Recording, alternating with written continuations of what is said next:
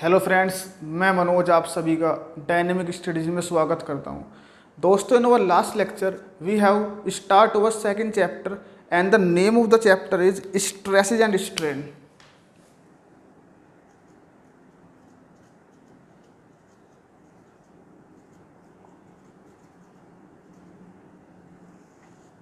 Stresses और strain में हम देख चुके हैं अभी तक about stresses, simple stresses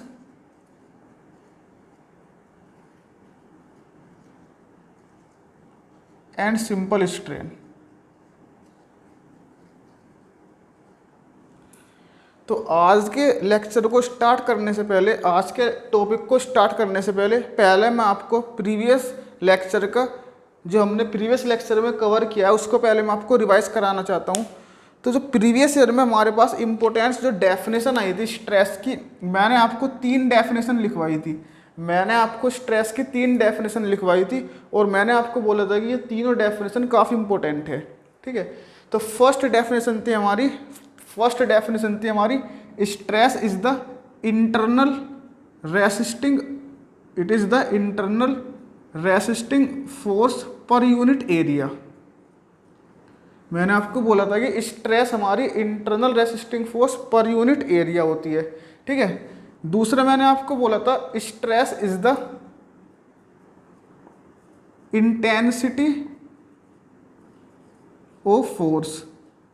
second definition मैंने आपको बोली थी स्ट्रेस की, stress is the intensity of force. And the last one जो डेफिनेशन मैंने आपको बोली थी वो थी हमारी डिफॉर्मेशन। ये थर्ड डेफिनेशन थी हमारी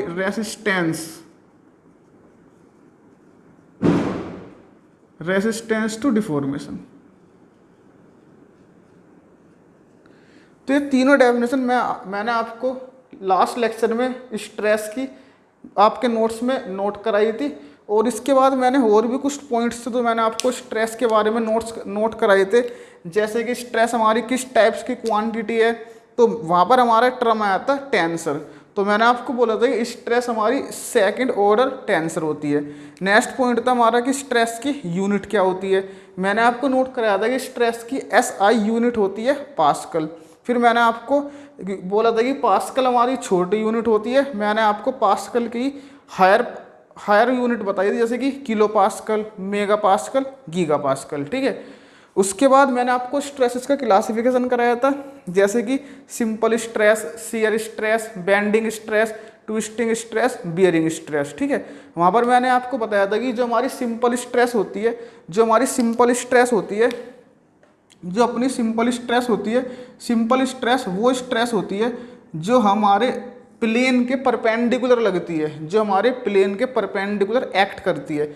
शियर स्ट्रेस मैंने आपको बताया था कि शियर स्ट्रेस हमारी वो स्ट्रेस होती है जो हमारी प्लेन के टेंजेंशियल या we can say parallel act करती है। ठीक है, बेंडिंग स्ट्रेस, ट्विस्टिंग स्ट्रेस में मैंने आपको बोला था कि ये हमारे अलग टाइप्स की लोडिंग होती है। इनको हम आगे के जब हमारे लेक्चर आएंगे वहाँ पर कवर करेंगे। ठीक है, नेक्स्ट यहाँ तक हम स्ट्रेस कर चुके थे लास्ट लेक्चर में। ठीक है, उसके बाद हमने किया था स्ट्रेन।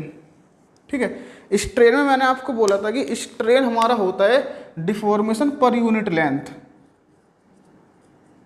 इट इज डिफॉर्मेशन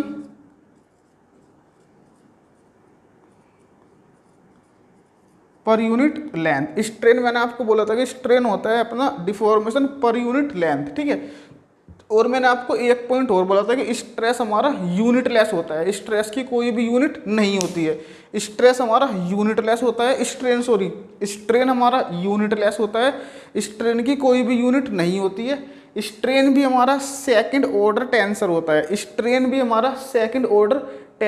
है। ठीक है, उसके बाद फिर मैंने आपको क्लासिफिकेशन कराया था स्ट्रेन का।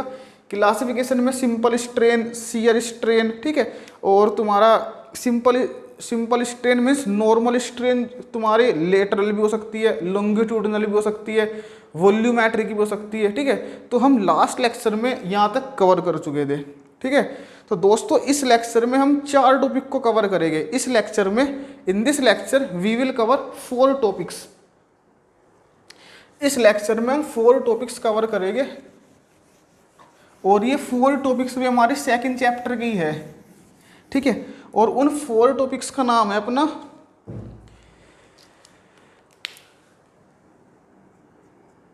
Stress notation,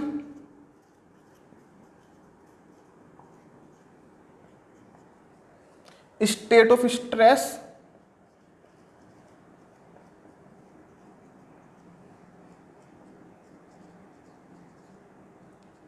longitudinal and polar axis,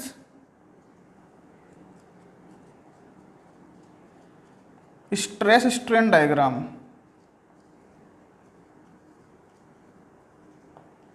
इस लेक्चर में हम इन 4 टॉपिक की थ्योरी कवर करेंगे, and in our next lecture we will discuss numericals and questions on this 4 topics, ठीक है। और दोस्तों जो भी आपका कुछ भी डाउट है, कुछ भी आप पूछना चाहते हो तो आप कमेंट बॉक्स में लिखकर पूछ सकते हो, ठीक है। हर कमेंट का आपको रिप्लाई जरूर मिलेगा।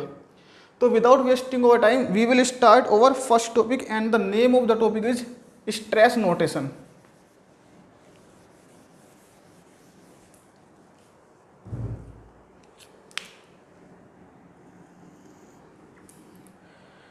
देखो अपने पास अगर हम कोऑर्डिनेट सिस्टम देखें,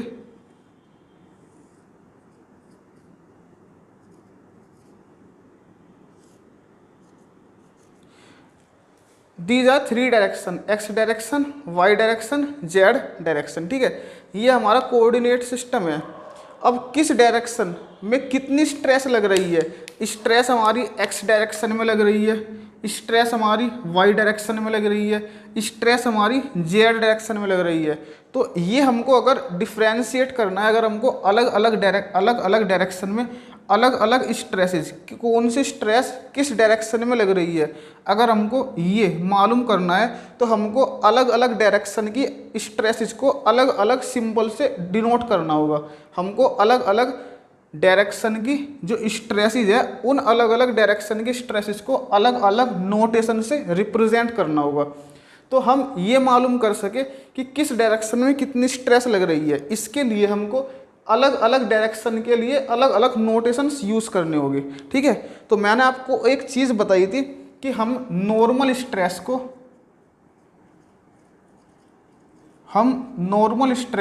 रिप्रेजेंट करते हैं सिग्मा से।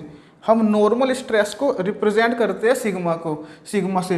ये तो हम सिंबल हमेशा यूज़ करेंगे नॉर्मल स्ट्रेस के लिए, सिग्मा हमेशा। अब नॉर्मल स्ट्रेस किस डायरेक्शन में लग रही है, इसको मालूम करने के लिए हम दो या फिर वी कैन से एक, दोनों नॉर्मल स्ट्रेस के लिए दोनों या एक इंडेक्स यूज करते हैं। दीज टू आर इंडेक्सेस,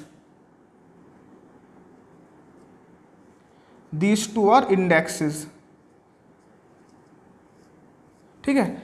किस डायरेक्शन में कौन सी स्ट्रेस लग रही है, अगर नॉर्मल स्ट्रेस है तो हमेशा सिंबल सिग्मा तो रहना ही है। अब डायरेक्शन के लिए, डायरेक्शन को स्पेसिफाई करने के लिए हम दो इंडेक्स भी यूज़ कर सकते हैं और हमेशा ये दोनों इंडेक्स सेम रहेंगे। हमेशा नॉर्मल स्ट्रेस के लिए हमेशा ये दोनों इंडेक्स सेम रहने हैं, हमेशा नॉर्मल स्ट्रेस के लिए दोनों इंडेक्स सेम रहने हैं। तो हम इंडेक्सेस को यूज़ करते हैं ये मालूम करने के लिए कि किस डायरेक्शन में कौन सी स्ट्रेस लग रही है, ठीक है। अब मैं आपको एक एग्जांपल से समझाता हूँ, आप बहुत ही आसानी से समझ जाओगे, ठीक है। एक फिगर से समझाता हूँ आपको मैं कि किस डायरेक्शन में कौन सी स्ट्रेस लग रही है। इसको हम इन इंडेक्सेस से कैसे मालूम करेंगे, आपको डायग्राम से समझाता हूँ, ठीक है।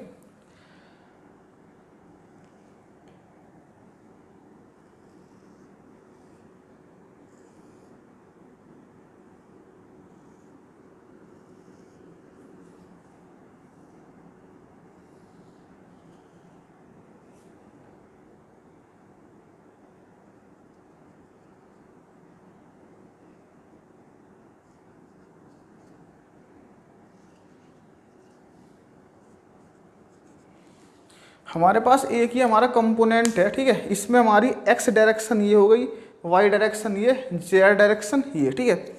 हमेशा याद रखना, अगर ये हमारे पास कंपोनेंट है, ये मेरा कंपोनेंट है, ये एक्स एक्सिस हो गई, ये एक्स एक्सिस और ये वाई एक्सिस, ये एक्स एक्सिस, ये वाई एक्सिस, ठीक है। तो ये जो मेरा फेस रहेगा, ये वाला, ये रहेगा मेरा एक्स फेस, ये है मेरे पास एक्स फेस, ठीक है। और ये जो मेरे पास फेस है ऊपर वाला, ये है मेरे पास, ये है वाई फेस, और ये है मेरे पास एक्स फेस।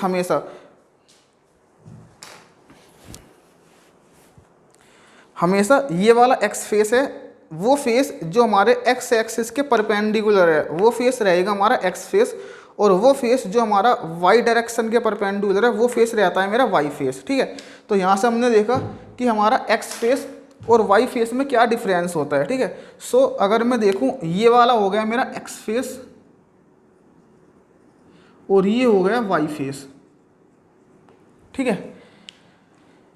अब यहाँ पर देखते हैं, अगर मेरी स्ट्रेस, अगर नॉर्मल स्ट्रेस हमारी ये है सिग्मा एक्स या सिग्मा एक्स एक्स, ठीक है। तो जो मेरा फर्स्ट सिंबल है, this first symbol, this first symbol represent face to which stress is perpendicular, and second symbol is direction of stress, ठीक है। और यहां पर m सिंपल रिप्रेजेंट करता है डायरेक्शन। तो नॉर्मल स्ट्रेस देखो, ये ऐसे भी रिप्रेजेंट कर सकते हैं नॉर्मल स्ट्रेस को, दो इंडेक्सिस से, एक से भी कर सकते हैं। ये जो क्वेश्चन देने वाले एग्जामिनर होता है उन पर डिपेंड करता है कि वो आपको कौन सा सिंबल देते हैं। दोनों ही सिंबल सही है, ठीक है। तो अगर सिर्फ एक सिंबल, अगर सिर्फ एक इंडेक्स यूज किया हुआ है तो उसका मतलब होता है कि हमारी स्ट्रेस जो हमारा यहाँ पर लिखा हुआ है, this M can be X, Y और जेड। एम एक्स भी हो सकता है, वाई भी हो सकता है, जेड भी हो सकता है। अगर एम की जगह हमने एक्स लिख दिया, मीन्स अगर सिग्मा एक्स लिख दिया, तो इसका मतलब है कि स्ट्रेस हमारी एक्स डायरेक्शन में लग रही है। अगर मैंने एम की जगह वाई लिख दिया, मीन्स सिग्मा वाई, तो इसका मतलब है कि स्ट्रेस हमारी वाई डायरेक्शन में लग रही है। अगर एम की जगह जेड लिख दिया तो इसका मतलब है स्ट्रेस हमारी जेड डायरेक्शन में लग रही है। सिंपल, इसका मतलब ये हो गया, ठीक है। ये तो मैंने देखा अगर एक इंडेक्स है उसका मतलब क्या होता है। नेक्स्ट इज अगर हमारे दो इंडेक्सेज है, तो देखो दोस्तों, दो इंडेक्सेज में क्या होता है, दो इंडेक्सेज में जो हमारा फर्स्ट इंडेक्स है वो रिप्रेजेंट करता है कि हमारी स्ट्रेस किस फेस के परपेंडिकुलर है, ठीक है। अगर मैंने एम अगर हमारा हो जाता है, अगर ये हमारे दोनों के दोनों एक्स है, इफ एक्स है, ठीक है, अगर दोनों एम हमारे एक्स है तो इसका मतलब क्या हो जाएगा, इसका मतलब हो जाएगा सिग्मा एक्स एक्स। अगर हमारे दोनों एम एक्स है फिर this will become sigma X x. तो यहाँ पर जो हमारा पहले वाला एक्स है ये रिप्रेजेंट करता है कि किस फेस के परपेंडिकुलर हमारी नॉर्मल स्ट्रेस लग रही है, ठीक है। तो ये हमारा फेस हो गया एक्स, तो एस, सो एक्स फेस के परपेंडिकुलर हमारी नॉर्मल स्ट्रेस लग रही है, ठीक है। दूसरे वाला जो हमारा इंडेक्स है ये रिप्रेजेंट करता है कि किस डायरेक्शन में लग रही है। तो यहाँ पर देखो आप, ये सिग्मा एक्स एक्स है, यहाँ पर देखो ये हमारा सिग्मा एक्स एक्स है। तो एक्स रिप्रेजेंट कि हमारे एक्स फेस के परपेंडिकुलर ये नॉर्मल स्ट्रेस लग रही है, और सेकंड एक्स रिप्रेजेंट करता है कि ये जो हमारी नॉर्मल स्ट्रेस है एक्स डायरेक्शन में लग रही है। सिंपल। अब ऐसे ही हमारे यहाँ पर sigma Y Y, sigma Z Z हो सकता है। सिग्मा वाई वाई का मतलब क्या है, सिग्मा वाई वाई का मतलब है जो हमारी स्ट्रेस है ये हमारी वाई फेस के परपेंडिकुलर है और वाई ही डायरेक्शन में है। सिग्मा जेड जेड का मतलब है कि ये जो हमारी स्ट्रेस है ये हमारी इस जेड फेस के परपेंडिकुलर है और जेड ही डायरेक्शन में है। तो ये तो दोस्तों हमारा हो गया है नॉर्मल स्ट्रेस का रिप्रेजेंटेशन, ठीक है। In the similar manner we will see the stress notation of shear stress. देखो, जो मैं यहाँ पर बोर्ड पर लिख रहा हूँ उसको आपको नोट करना है, ठीक है, और अच्छे से समझना है। उसके बाद इसी टॉपिक के जो क्वेश्चन आ चुके हैं प्रीवियस ईयर में अलग अलग एग्जाम में, like GATE, ESC, SSC, JE, UP, PCS, उन सब के मैं क्वेश्चन आपको कराऊंगा, ठीक है। और आपको भी करने हैं इस चैप्टर को फिनिश होने के बाद।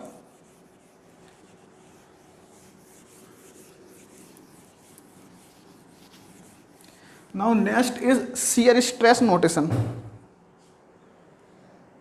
ये तो भी हमने देखा है नॉर्मल स्ट्रेस का। अब देखते हैं शियर स्ट्रेस का। मैंने आपको शियर स्ट्रेस का एक सिंबल बताया था, दैट इज टाउ, कि हमेशा शियर स्ट्रेस को रिप्रेजेंट करते हैं टाउ से। ठीक है, हमेशा शियर स्ट्रेस को रिप्रेजेंट करते हैं टाउ से। तो इसको भी समझने के लिए हम एक फिगर बनाते हैं।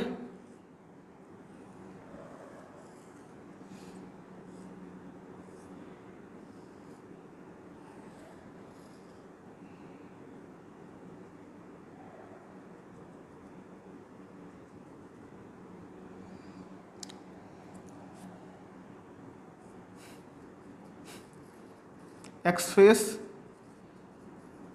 Y face, z face.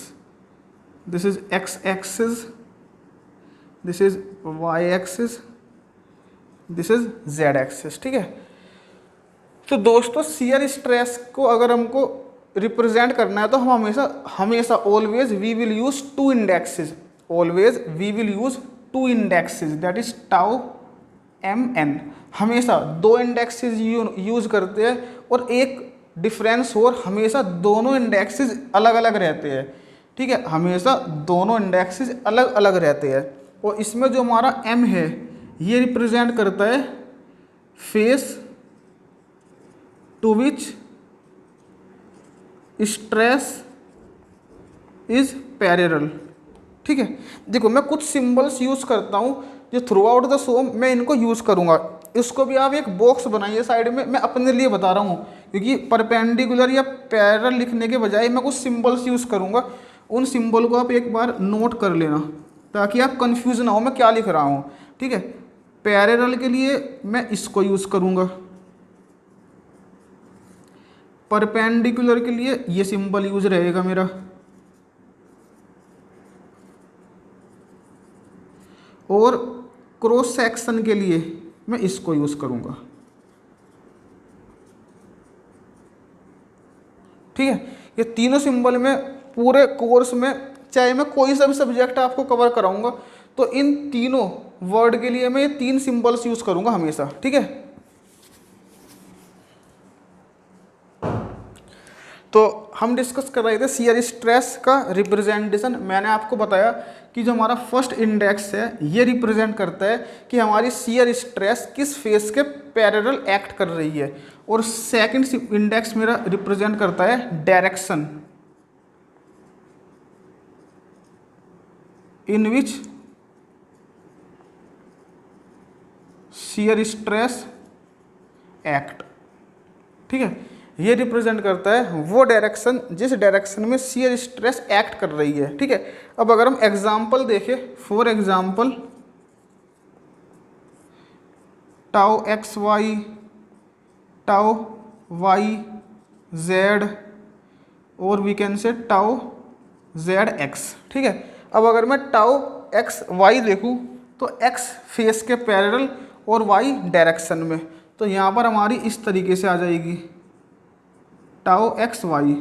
ठीक है, टाउ वाई जेड, तो वाई फेस के पैरेलल और जेड डायरेक्शन में, तो ये वाई फेस और डायरेक्शन जेड ये, so this one is tau Y z, tau Z x parallel to z face in x direction, this is tau Z x. तो दोस्तों ये अपना हो गया नोटेशन ऑफ स्ट्रेसेस। ठीक है, इस पर भी क्वेश्चन आ चुके थे। कैसे क्वेश्चन आ सकते हैं? क्वेश्चन आ सकते हैं कि which of the following represent the notation of shear stress. ठीक है, और पेपर में कैसे रहेगा? पेपर में रहेगा शियर स्ट्रेस के लिए हम यूज़ कर सकते हैं टाउ एक्स एक्स और टाउ वाई वाई, और एक रहेगा टाउ एक्स वाई। तो मैंने आपको क्या बोला कि शियर स्ट्रेस में दोनों इंडेक्सेस एक दूसरे से अलग होते हैं और दोनों हमेशा रहते हैं। सो this is the correct answer. ये तीनों हो गए गलत। ठीक है, दिस इज करेक्ट आंसर। तो ये अपना कंप्लीट हो गया स्ट्रेस नोटेशन।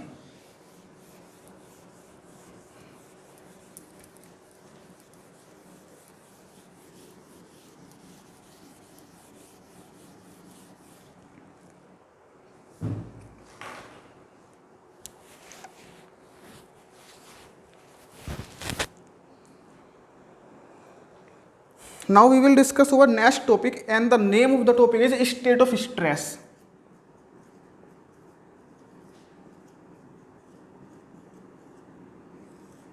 देखो, कोई भी हमारा पॉइंट है, स्टेट ऑफ स्ट्रेस को समझते हैं क्या होता है। कोई भी हमारा पॉइंट है, उस पॉइंट पर हमारे इनफाइनाइट नंबर ऑफ प्लेन्स होते हैं, ठीक है। सपोज करो हमारे पास कोई भी एक पॉइंट है, ये हमारे कंपोनेंट है,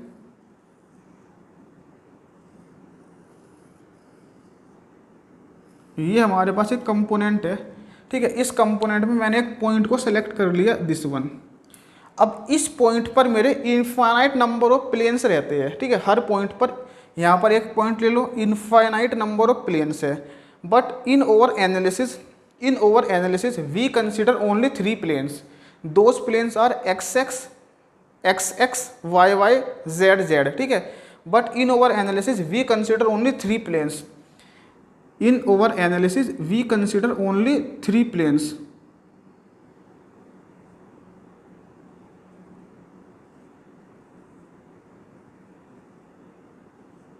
In our analysis we consider only 3 planes, ठीक है। नाउ किसी पॉइंट पर हाँ, किसी भी, मैंने अभी तक क्या बोला, मैंने बोला किसी भी पॉइंट पर हमारे इनफाइनाइट नंबर ऑफ प्लेन्स होते हैं, लेकिन एनालिसिस करने के लिए हम सिर्फ 3 प्लेन्स को कंसिडर करते हैं, ठीक है। तो उन 3 प्लेन्स पर हमारी कौन कौन सी स्ट्रेस लग रही है, उन 3 प्लेन्स पर हमारी कौन कौन सी स्ट्रेस लग रही है, उसको हम रिप्रेजेंट करते हैं स्टेट ऑफ स्ट्रेस से। तो एक पॉइंट पर कंप्लीटली स्ट्रेस को डिफाइन करते हैं हम by using state of stress.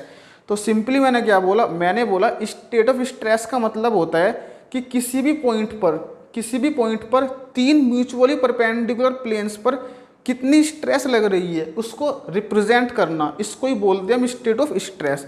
तो जो मैंने आपको बोला, मैं यहाँ पर इसको शॉर्ट फॉर्म में लिख रहा हूँ। State of stress is method to define the stresses on 3 mutually perpendicular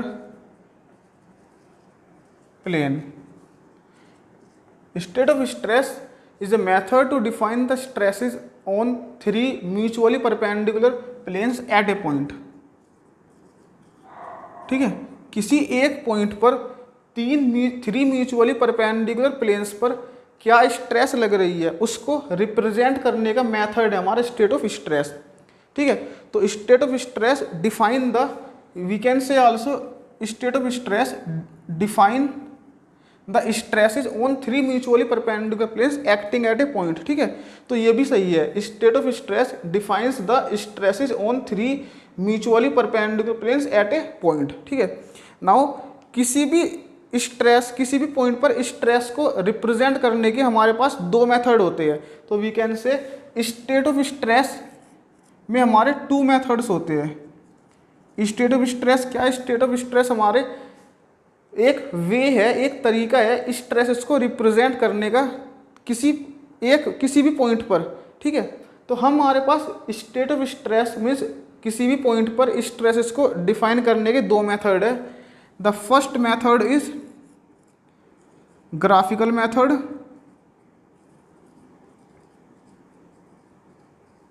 and second method is matrix method, and matrix method also known as stress tensor. Matrix method also known as tensor.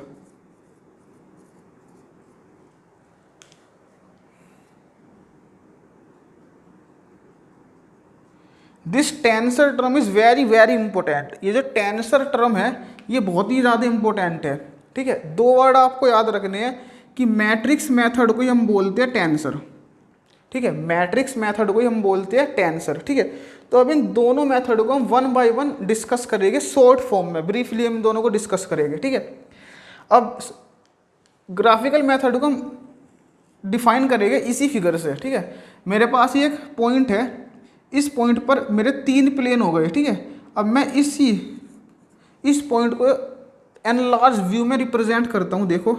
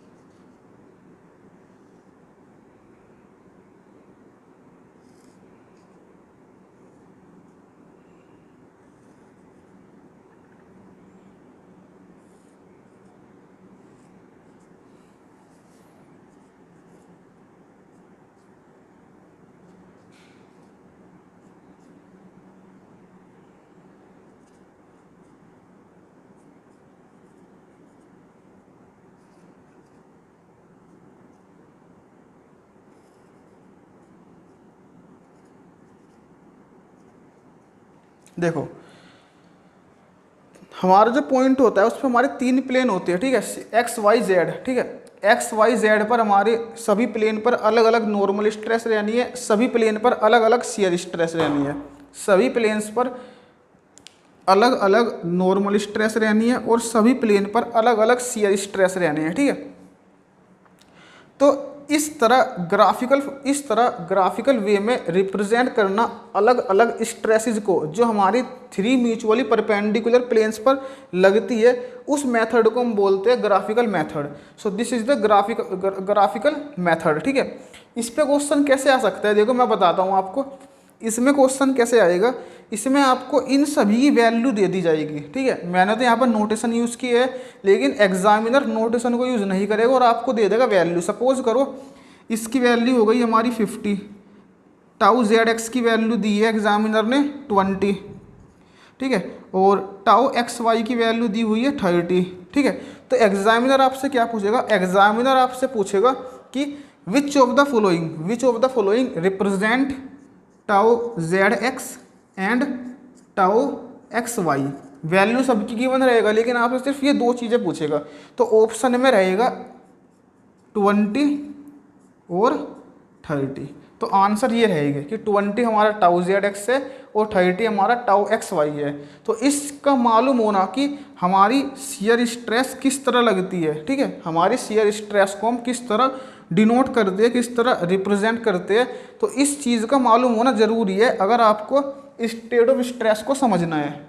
ऐसा क्यों, क्योंकि अगर आपको यही मालूम नहीं है कि फर्स्ट इंडेक्स क्या रिप्रेजेंट कर रहा है और सेकंड इंडेक्स क्या रिप्रेजेंट कर रहा है, तो आप फिर ये मालूम ही नहीं कर पाओगे कि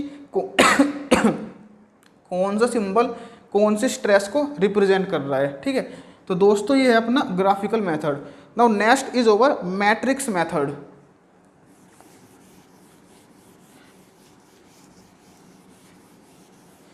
देखो अगर आपने इंजीनियरिंग मैथमेटिक्स पढ़ी है तो इंजीनियरिंग मैथमेटिक्स में हमारा एक हमारी फर्स्ट यूनिट है उसका नाम ही होता है हमारा मैट्रिक्स।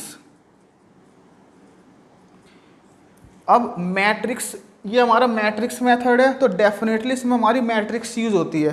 तो आपको मैट्रिक्स पूरा, तो अगर आपने इंजीनियरिंग मैथमेटिक्स पढ़ी है तो फिर आपको मैट्रिक्स क्या है ये तो आप आसानी से जान जाओगे, ठीक है। लेकिन मैं सिंपल जिसको मैट्रिक्स के बारे में कुछ भी नहीं मालूम है तो उसको मैं एक बार मैट्रिक्स के बारे में कुछ बताता हूँ कि मैट्रिक्स का मतलब क्या होता है, क्योंकि हमको अगर ये समझना है तो मैट्रिक्स के बारे में बेसिक नॉलेज हमको ज़रूरी होनी चाहिए, ठीक है। तो देखो मैट्रिक्स हमेशा हमारी इस टाइप के ब्रैकेट से एनक्लोज रहती है, ठीक है, इस तरह के ब्रैकेट से एनक्लोज रहती है और इसमें हमारे कुछ एलिमेंट्स होते हैं। Suppose this is A11, A12, A13, A21, A22। अभी ये मत टेंशन लेना कि 1 2 ये कैसे हमने लिखा है, यहाँ पर मैं आपको बताऊंगा। A21, A22, A23, A31, A32, A33, 3 into 3, ठीक है। दिस इज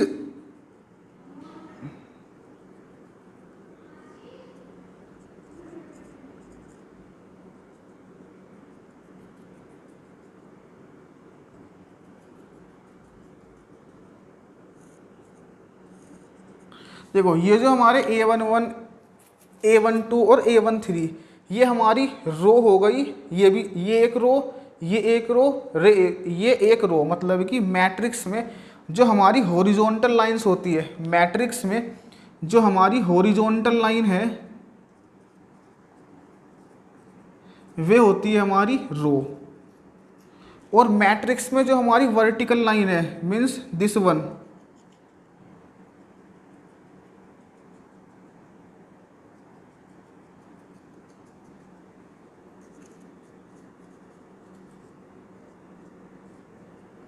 मैट्रिक्स में जो हमारी वर्टिकल लाइन है तो column are the vertical line. तो सिंपल अभी आप समझो कि हमारी जो मैट्रिक्स होती है, मैट्रिक्स के अंदर हमारे एलिमेंट्स रहते हैं, वे एलिमेंट्स कुछ एलिमेंट मिलकर हॉरिजॉन्टल लाइंस बनाएंगे और उनमें से ही अलग अलग एलिमेंट्स का कॉम्बिनेशन मिलकर हमारी वर्टिकल लाइन बनाएगी। जो हमारी हॉरिजॉन्टल लाइन होती है उसको बोलते हैं रो, जो हमारी वर्टिकल लाइन होती है उसको बोलते हैं कॉलम। ठीक है, अब अगर हमारा यहाँ पर m इंटू एन है, m इंटू एन, तो ये जो मेरा m है ये रिप्रेजेंट करता है number of row, number of rows, और ये जो मेरा n है ये रिप्रेजेंट करता है number of column. Simple. Matrix हमारी एलिमेंट्स के को कंबाइन करती है, एलिमेंट्स को, it is the collection of element. ठीक है, जिसको हम दो क्लोज ब्रैकेट की फॉर्म में कलेक्ट करते हैं एलिमेंट्स को, और मैट्रिक्स में हमारी रोज होती है, कॉलम होती है। इसको हम रिप्रेजेंट, इस देखो इस मैट्रिक्स की रिप्रेजेंटेशन हो गई हमारी m इंटू एन। यहाँ पर हमारा m है नंबर ऑफ रोज, तो इस मैट्रिक्स में m इज 3 और n इज आल्सो 3। तो इस मैट्रिक्स में हमारी नंबर ऑफ रोज भी 3 है और नंबर ऑफ कॉलम भी 3 है। ठीक है, तो इफ यदि m is equal to n then it is the square matrix, ये हमारी हो जाएगी स्क्वायर मैट्रिक्स। ठीक है, तो मैट्रिक्स मेथड में हम इन्हीं सिंबल्स को यूज़ करते हैं। ठीक है, यही हमारी मैट्रिक्स रहेगी, और ये जो हमारे a11, a12, a13, ये जो हमारे अलग अलग एलिमेंट है, इन अलग अलग एलिमेंट्स की जगह हमारे अलग अलग स्ट्रेसेज आ जाएगी। सिंपल, जो हमने ग्राफिकल मेथड में अलग अलग स्ट्रेसेस को रिप्रेजेंट की थी, उन्हीं अलग अलग स्ट्रेसेस को अब हम मैट्रिक्स के एलिमेंट के की फॉर्म में लिखे गए यहाँ पर, समझे। तो दिस इज द मैट्रिक्स। इस मैट्रिक्स को आप इंजीनियरिंग मैथमेटिक्स में काफ़ी अच्छे से पढ़ोगे। हर साल मैट्रिक्स से गेट में और ईएससी में न्यूमेरिकल आता है। ठीक है, ईएससी और गेट इन दोनों में ही हमारी इंजीनियरिंग मैथमेटिक्स है, और गेट में तो in mathematics is very important. ठीक है, तो आप इस मैट्रिक्स को इंजीनियरिंग मैथमेटिक्स में ज़रूर पढ़ोगे। ठीक है, और इसमें ये जो मैंने आपको बताया ये तो बिल्कुल ही बेसिक चीज़ है। इसमें फिर आप आगे पढ़ोगे इंजीनियरिंग मैथमेटिक्स में determinant of matrix, eigen value, ठीक है, काफ़ी चीज़ें पढ़ोगे आप, eigen vector, lots of thing. But this is you must know to understand matrix method. ठीक है, अब देखो मैं कैसे इस मैट्रिक्स को, कैसे मैं यहाँ पर मैट्रिक्स मेथड, कैसे मैं इसको टेंसर बनाता हूँ, कैसे मैं इस मैट्रिक्स को, मैट्रिक्स मतलब कि इस मैट्रिक्स में मैं कैसे स्ट्रेसेस को रिप्रेजेंट करता हूँ। अब आप ये देखना,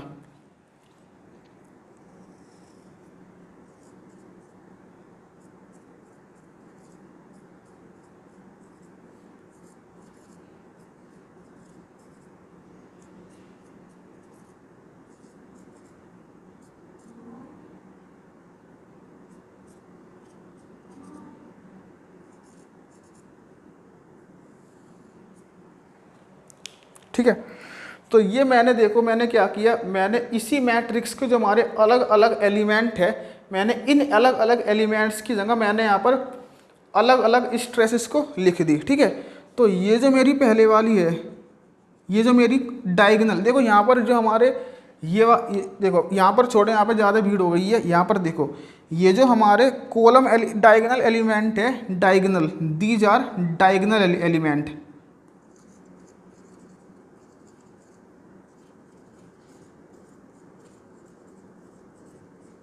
ठीक है, these diagonal element are normal stresses. ये जो मेरा डायगोनल एलिमेंट है, ये मेरे देखो स्ट्रेस टेंसर में, देखो टेंसर हमारा स्ट्रेस का भी हो सकता है, स्ट्रेन का भी हो सकता है। ठीक है, हम यहाँ पर स्ट्रेस को कैसे डिफाइन करते हैं ये समझ रहे हैं, तो मैंने यहाँ पर इसलिए स्ट्रेस टेंसर लिख दिया। ठीक है, ऐसा ही मेरा सिमिलर वे में मेरा स्ट्रेन टेंसर भी बन सकता है, इसको हम आगे देखेंगे। ठीक है, यहाँ पर देखो ये जो हमारा स्ट्रेस टेंसर है, इस स्ट्रेस टेंसर के जो हमारे डायगोनल एलिमेंट है ये रिप्रेजेंट करते हैं नॉर्मल स्ट्रेस को। ठीक है, अलग अलग जो अभी मैंने आपको अलग अलग फेस समझाए थे, उस पर जो हमारी अलग अलग नॉर्मल स्ट्रेस लगती है उनको रिप्रेजेंट करते हैं हम डायगोनल एलिमेंट्स से। ये जो मेरी फर्स्ट रो है ये शो करती है एक्स फेस पर मेरी कौन कौन सी स्ट्रेस लग रही है। ठीक है, this represent stress on y face and this one represent stress on z face. Simple. आपको ये याद रखना है इसमें मैट्रिक्स में स्ट्रेस टेंसर में कि जो हमारे डायगोनल एलिमेंट है ये रिप्रेजेंट करते हैं नॉर्मल स्ट्रेसेस। ये जो हमारे डायगोनल एलिमेंट से अलग वाले एलिमेंट हो गए सब के सब, चाहे टाउ एक्स वाई हो, चाहे टाउ एक्स जेड हो, टाउ वाई जेड हो, जितने भी है ये रिप्रेजेंट करते हैं shear stress. First row represent the stress acting on x face. Second row represent the stresses both normal and shear induce or we can say generate on y phase, and the third row represent on z phase. So this is the stress tensor method, this is the matrix method of state of stress। ठीक है, इस पे भी gate और SC और we can say UP PCS हर जगह इस पे भी क्वेश्चन आ चुके हैं। इस पे देखो कैसे क्वेश्चन आते हैं, इस पे क्वेश्चन सिंपल आते हैं कि आपको ये मैट्रिक्स फॉर्म में आपको मैट्रिक्स गिवन रहेगी, आपको ये मैट्रिक्स एग्जाम में क्वेश्चन में गिवन रहेगी और इन सभी एलिमेंट्स की जगह यहाँ पर वैल्यू रखी रहेगी। सपोज करो इसके लिए मेरी 50 वैल्यू है, यहाँ पर मेरी 0 है, यहाँ पर मेरी 10 है। ठीक है, इस तरीके से सबके लिए वैल्यू है। तो क्वेश्चन में पूछा जाएगा कि सिग्मा एक्स, आप यहाँ पर ये सिंबल नहीं गिवन रहेंगे, इन सिंबल के लिए आपको वैल्यू दे दी जाएगी।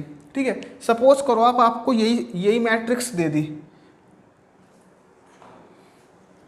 ये नोट करो आप जो मैंने आपको बताया, इनको छोड़कर इनको रहने दो, वैल्यू आप जो मैंने आपको बताया इसको नोट करो। ठीक है, उसके बाद मैं आपको समझाता हूँ कि एग्जाम में क्वेश्चन कैसे आता है इस पर, फिर जो क्वेश्चंस आ चुके हैं उसको भी देखेंगे बाद में, लेकिन अभी मैं आपको एक बार बता देता हूँ कैसा क्वेश्चन एग्जाम में पूछा गया है इस पर। इस तरीके से मैट्रिक्स गिवन रहेगी 50 0 10 0 10 5 20 15 25। ठीक है, इस तरीके से गिवन रहेगी। एग्जामिनर आपसे पूछेगा कि टाउ एक्स वाई की वैल्यू क्या है, ठीक है, सिग्मा जेड की वैल्यू क्या है और टाउ एक्स जेड की वैल्यू क्या है। एग्जामिनर आपसे क्वेश्चन में पूछ सकता है, किसी की वैल्यू पूछ सकता है। मैंने आपको समझाने के लिए ये वैल्यू लिखी है। तो याद करो मैंने आपको स्ट्रेस टेंसर बनवाया है, तो मैंने बोला था कि ये जो मेरी हो गई ये रिप्रेजेंट करती है एक्स फेस। ठीक है, तो एक्स फेस में मैंने क्या बोला कि फर्स्ट सिंबल रिप्रेजेंट वो फेस शियर स्ट्रेस में, फर्स्ट इंडेक्स रिप्रेजेंट करता है कि किस फेस के पैरेलल हमारी स्ट्रेस लग रही है। ठीक है, तो वहाँ पर मैंने लिखा था ये होता था हमारा एक्स वाई और ये होता है एक्स जेड। ठीक है, तो एक्स वाई यहाँ पर हो जाएगा हमारे 0, sigma Z, this is sigma Z, तो sigma Z is 20, tau x Z, this is tau x Z, this is 10। तो कुछ भी पूछ सकता है आपसे, आपको इस तरीके की एक मैट्रिक्स गिवन रहेगा क्वेश्चन में और किसी भी शियर स्ट्रेस की वैल्यू पूछ सकता है। तो फिर आपको बताना है कि ये इस शियर स्ट्रेस की वैल्यू ये है यहाँ से देखकर। ठीक है, तो दोस्तों ये था अपना स्टेट ऑफ स्ट्रेस कि हम कैसे किसी भी पॉइंट पर स्ट्रेस को कम्प्लीटली डिफाइन कर सकते हैं। मैंने आपको इसके 2 मेथड बताए, ग्राफिकल मेथड और मैट्रिक्स मेथड। मैट्रिक्स मेथड को हम बोलते हैं टेंसर और we can say stress tensor, simple. तो इन पर ही क्वेश्चन आने के चांसेस ज़्यादा हैं। ठीक है, आ भी चुके हैं, जो आ चुके हैं उसको हम आगे करेंगे। जो हमारे एग्जाम में वेरियस एग्जाम में क्वेश्चन आ चुके हैं इन टॉपिक्स पर, उसको हम आगे देखेंगे। ठीक है, now we will start our third topic of today lecture and the name of the topic is longitudinal and polar axis. देखो लॉन्गिट्यूडनल और पोलर एक्सिस को जब मैं आपको अब समझाऊंगा तो आप सोचोगे कि ये ज्योमेट्री सर क्यों बता रहे हैं, ये ज्योमेट्री क्यों बताई जा रही है। लेकिन जब आगे के लेक्चर्स में हम देखेंगे, जब आगे की वीडियोस को हम देखेंगे, तो वहाँ पर हम लॉन्गिट्यूडनल एक्सिस की हेल्प से अलग अलग टाइप्स ऑफ लोड को आसानी से पहचानेंगे। ठीक है, कि हमारा लोड शियर लोड है, एक्सियल लोड है, हमारा मूवमेंट ट्विस्टिंग है, हमारा मूवमेंट बेंडिंग है। तो इन चीज़ों को हम लॉन्गिट्यूडनल एक्सिस की हेल्प से ही मालूम कर पाते हैं। ठीक है, और पोलर एक्सिस और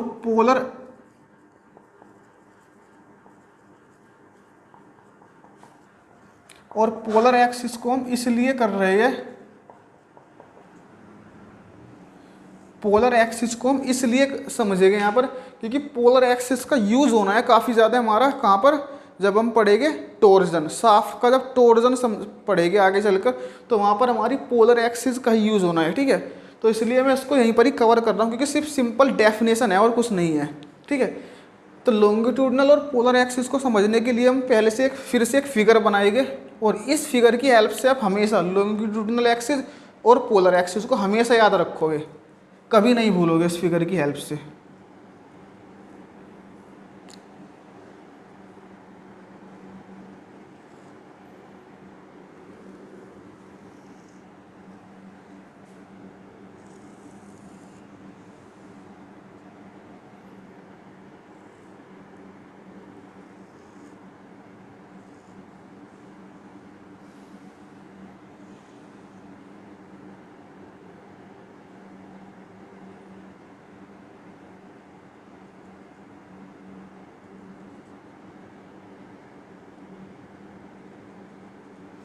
एक मैंने बार माना है यहाँ पर, ठीक है, एक कंपोनेंट माना है जिसके हमारे अलग अलग क्रॉस सेक्शन है, ए बी सी डी, ठीक है, A B C D, A dash B dash C dash D dash.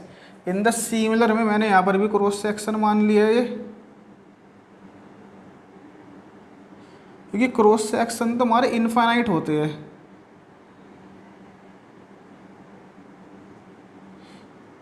A double dash B double dash C double dash और डी डबल डैश, ठीक है। तो ये हमारे पास है हमारे क्रॉस सेक्शन। मैंने आपको पहले ही बताया है फर्स्ट सेकंड वीडियो में कि हमारा क्रॉस सेक्शन क्या होता है। सिंपल फिर से एक बार मैं आपको बताता हूँ। देखो, हमारे पास कोई हमारा कंपोनेंट है, उस कंपोनेंट की हमारी एक्सिस होती है, ठीक है। तो वो प्लेन, देखो ये एक्सिस भी हमारी लॉन्गिट्यूडनल एक्सिस है, जो मैं आपको यहाँ पर समझाऊंगा कि लॉन्गिट्यूडनल एक्सिस हमारी क्या होती है। तो सिंपली आप क्रॉस सेक्शन को समझो कि कोई भी सेक्शन, अगर आपने एक सेक्शन कट कर दिया, आपने एक सेक्शन कोई भी कट किया, तो वो सेक्शन समझना ध्यान से, मैं बताना चाह रहा हूँ, वो सेक्शन जो हमारा इस लॉन्गिट्यूडनल एक्सिस के परपेंडिकुलर है, वो सेक्शन जो हमारा इस लॉन्गिट्यूडनल एक्सिस के परपेंडिकुलर है, उस सेक्शन को हम बोलते हैं क्रॉस सेक्शन। तो सिंपल हर सेक्शन समझना, जो ध्यान से सुनना जो मैं बोलूँगा अभी यहाँ पर, हर सेक्शन हमारा क्रॉस सेक्शन नहीं हो सकता। क्यों? क्योंकि there can be infinite section at a point, एक पॉइंट पर हमारे कितने भी सेक्शन हो सकते हैं, लेकिन क्रॉस सेक्शन वही सेक्शन रहेगा जो हमारा इस लॉन्गिट्यूडनल एक्सिस के परपेंडिकुलर है, इस लॉन्गिट्यूडनल एक्सिस के परपेंडिकुलर है। तो मैंने बोला कि क्रॉस सेक्शन हमेशा section which is perpendicular to longitudinal axis,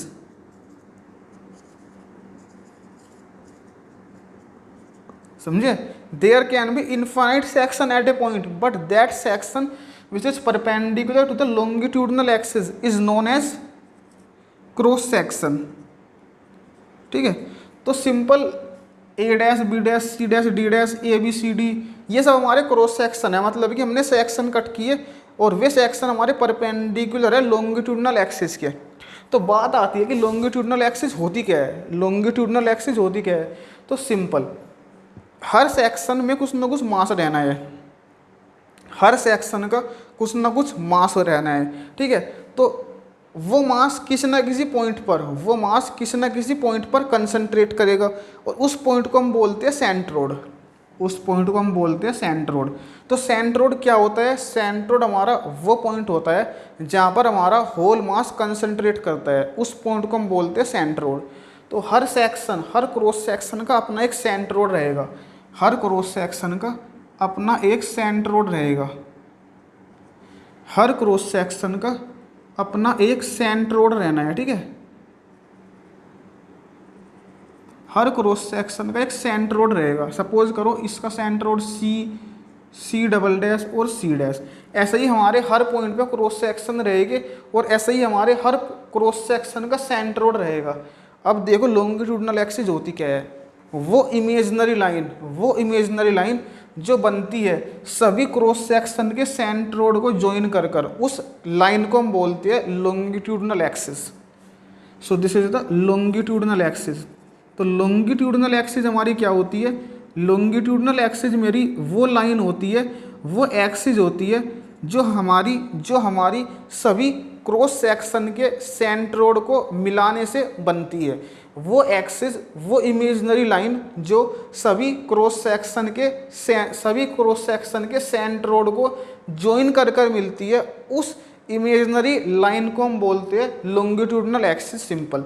तो here this we can say L और L dash, here L dash is known as longitudinal axis. इसको रिप्रेजेंट मत करो, बस मैंने यहाँ पर लिख दिया कि सभी क्रॉस सेक्शन के सेंट्रोड को मिलाकर जो हमको इमेजिनरी लाइन मिलती है, उस लाइन को हम बोलते हैं लॉन्गिट्यूडनल एक्सिस। ठीक है, अब यहाँ से अभी मैं लिखूंगा नहीं, सिर्फ आपको बता रहा हूँ, इस पर मैं आगे अच्छे से डिस्कशन करूँगा।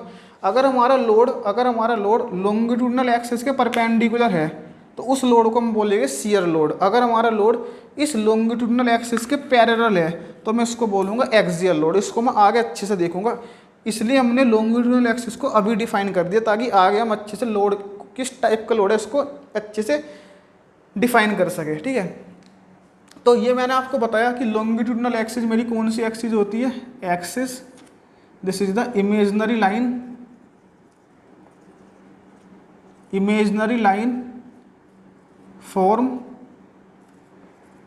by joining the centroid of each and every cross section. So this is the longitudinal axis. Now come to polar axis. Now हर सेंट्रोड पर हमारी 3 म्यूचुअली परपेंडिकुलर एक्सिस होती है। सपोज करो ये हमारा सी सेंट्रोड है, ठीक है, तो इस सी सेंट्रोड पर हमारी 3 म्यूचुअली परपेंडिकुलर हमारी एक्सिस रहेगी। These are x y z. ठीक है, हर सेंट्रोड, मैंने बोला था कि हर पॉइंट पर हमारी इनफाइनाइट नंबर ऑफ प्लेन्स रहते हैं। इसी तरह सेंट्रोड भी हमारा पॉइंट है, लेकिन हम सिर्फ 3 एक्सिस को लेते हैं किसी भी पॉइंट को कंप्लीटली डिफाइन करने के लिए। तो यहाँ पर भी हमने 3 एक्सिस ली, these axis are x y z. Now listen to me carefully, all these 3 axes are mutually perpendicular to each other, and the second point is that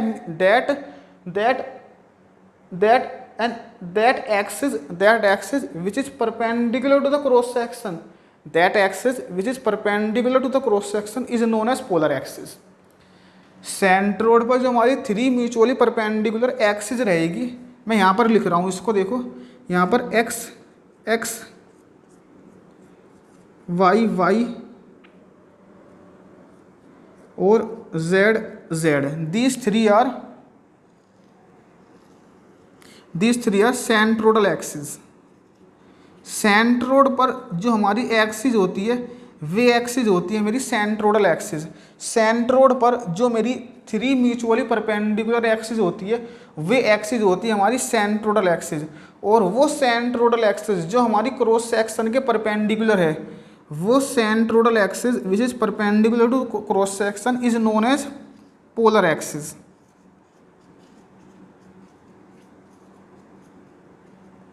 वो सेंट्रोडल एक्सिस जो हमारे क्रॉस सेक्शन के perpendicular है, उस polar axis को हम बोलते, उस सेंट्रोडल एक्सिस को हम बोलते हैं पोलर एक्सिस। तो पोलर एक्सिस मेरी होती है सेंट्रोडल एक्सिस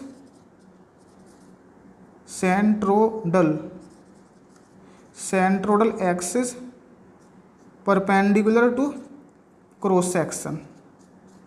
ठीक है, centroidal axis perpendicular to cross section is known as polar axis. ठीक है, तो दोस्तों ये हमारा थर्ड टॉपिक भी कंप्लीट हो गया है, जिसका नाम था हमारा longitudinal axis and polar axis. ठीक है,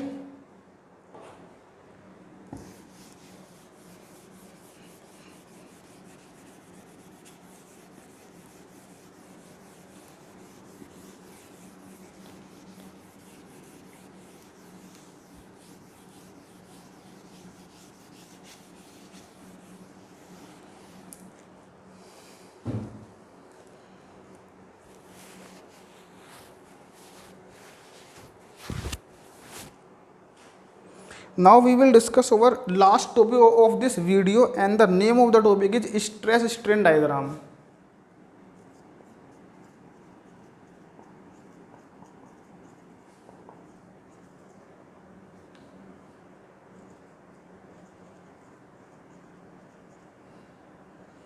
And the name of the topic is stress strain diagram.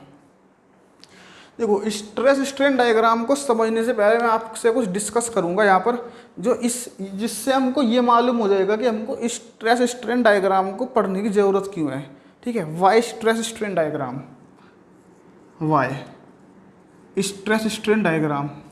ठीक है, देखो इन ओवर फर्स्ट चैप्टर जिसका नाम था हमारा मैकेनिकल प्रॉपर्टीज, हमने देखा था कि हमारी किसी भी मटेरियल की एप्लीकेशन को मालूम करने के लिए हमको उस मटेरियल की प्रॉपर्टीज़ के बारे में जानकारी होना जरूरी है। ठीक है, मैंने आपको फर्स्ट चैप्टर में यही बोला था स्टार्टिंग में।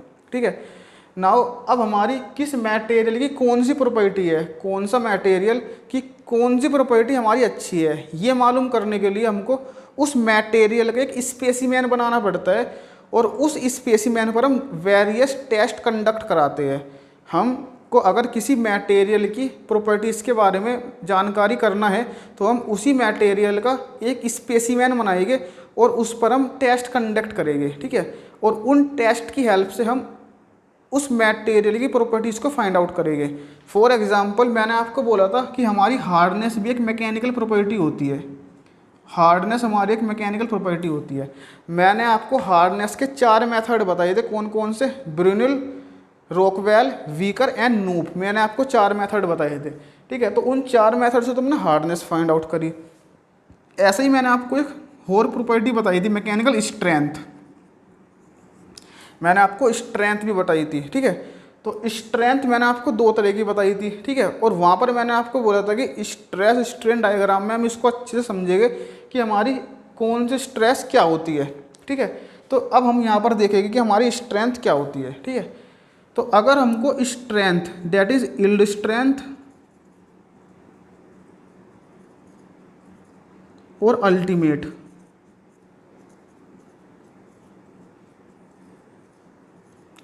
अगर हमको किसी भी मटेरियल की यील्ड स्ट्रेंथ या फिर अल्टीमेट स्ट्रेंथ के बारे में जानकारी लेनी है तो हमको स्ट्रेस स्ट्रेन डायग्राम ड्रॉ करना होता है। हमको स्ट्रेस स्ट्रेन डायग्राम ड्रॉ करना होता है, और स्ट्रेस स्ट्रेन डायग्राम हम ड्रॉ करते हैं कैसे? स्ट्रेस स्ट्रेन डायग्राम को हम ड्रॉ करते हैं फ्रॉम टेंसाइल टेस्ट। समझे मैं क्या कहना चाह रहा हूँ? मैं कहना चाह रहा हूँ कि अगर हमको किसी भी मटेरियल की प्रॉपर्टीज़ को फाइंड आउट करना है तो हम उस मटेरियल के स्पेसिमेन पे टेस्ट कंडक्ट कराएंगे, और उस टेस्ट से हम जो प्रॉपर्टी हमको चाहिए, हर प्रॉपर्टी के लिए इस अलग अलग टेस्ट होते हैं। फॉर एग्जांपल, हार्डनेस के लिए हमारे अलग टेस्ट है। ठीक है, अगर हमको डक्टिलिटी फाइंड आउट करना है अलग टेस्ट है, अगर हमको मेलेबिलिटी फाइंड आउट करनी है अलग टेस्ट है। इन द सिमिलर मैनर अगर हमको स्ट्रेंथ का मालूम करना है कि किस मटेरियल की कितनी स्ट्रेंथ है तो हमको वहाँ पर अलग टेस्ट करना है। ठीक है, और उस टेस्ट का नाम है हमारा टेंसाइल टेस्ट। सिंपल। तो टेंसाइल टेस्ट हम कंडक्ट करते हैं किसी भी मटेरियल के स्पेसिमेन पर, किस मटेरियल के, उस मटेरियल के जिसकी हमको स्ट्रेंथ फाइंड आउट करनी है।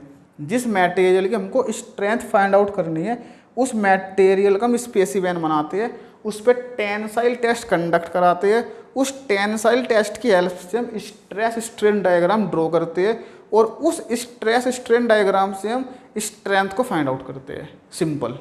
ठीक है, तो जो मैंने आपको समझाया यहाँ पर, जो मैंने आपको समझाया उसको, उससे आप ये समझ गए होंगे कि why stress strain diagram, stress strain diagram को ड्रॉ करने की ज़रूरत क्यों है। तो सिंपल, स्ट्रेस स्ट्रेन डायग्राम की हेल्प से हम किसी भी मटेरियल के स्ट्रेंथ के बारे में मालूम करते हैं। स्ट्रेस स्ट्रेन डायग्राम हम ड्रॉ करते हैं from by conducting the test of a specimen on tensile on uni. देखो, टेंसाइल टेस्ट तो हम करते हैं, लेकिन ये टेंसाइल टेस्ट हम कंडक्ट करते हैं, it is conduct on universal testing machine, on universal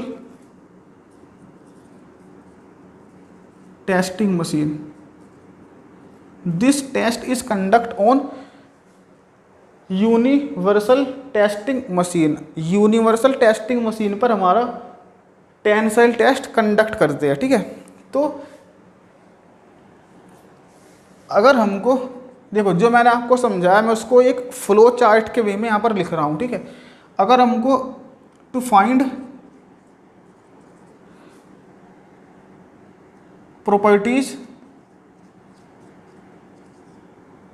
अगर हमको प्रॉपर्टीज फाइंड आउट करनी है तो वी कंडक्ट टेस्ट। ठीक है, conduct test and one test is tensile test. Tensile test is to find out strength, to find out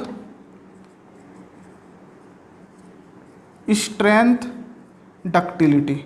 now tensile test से हम ductility कैसे फाइंड आउट कर पाते हैं इसको हम देखेंगे लास्ट में इस टॉपिक के, जब हम स्ट्रेस स्ट्रेन डायग्राम को फिनिश करने वाले रहेंगे तब मैं आपको बताऊंगा कि हम डक्टिलिटी को कैसे फाइंड आउट कर पाते हैं, किससे, स्ट्रेस स्ट्रेन डायग्राम से। ठीक है, अभी आप यहाँ पर ऐसे ही लिख लो। तो मैंने बोला कि अगर हमको किसी भी मटेरियल की प्रॉपर्टी का मालूम करना है तो हमको उस मटेरियल पर वेरियस टेस्ट कंडक्ट करने होंगे। उन वेरियस टेस्ट में से एक टेस्ट है मेरा टेंसाइल टेस्ट। टेंसाइल टेस्ट से हम क्या फाइंड आउट करते हैं, स्ट्रेंथ, डक्टिलिटी और also we can say modulus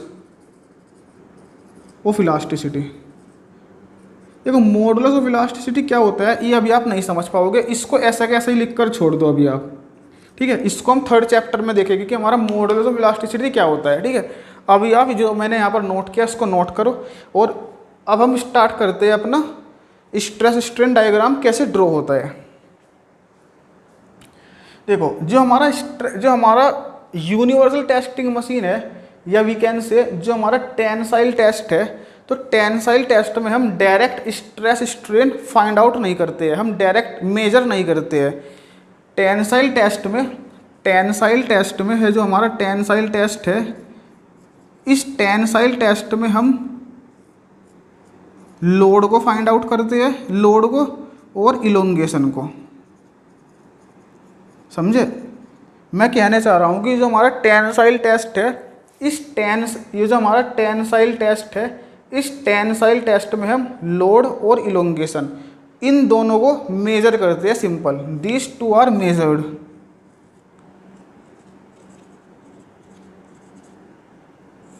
load को हम मेजर करते हैं मेन डायल से।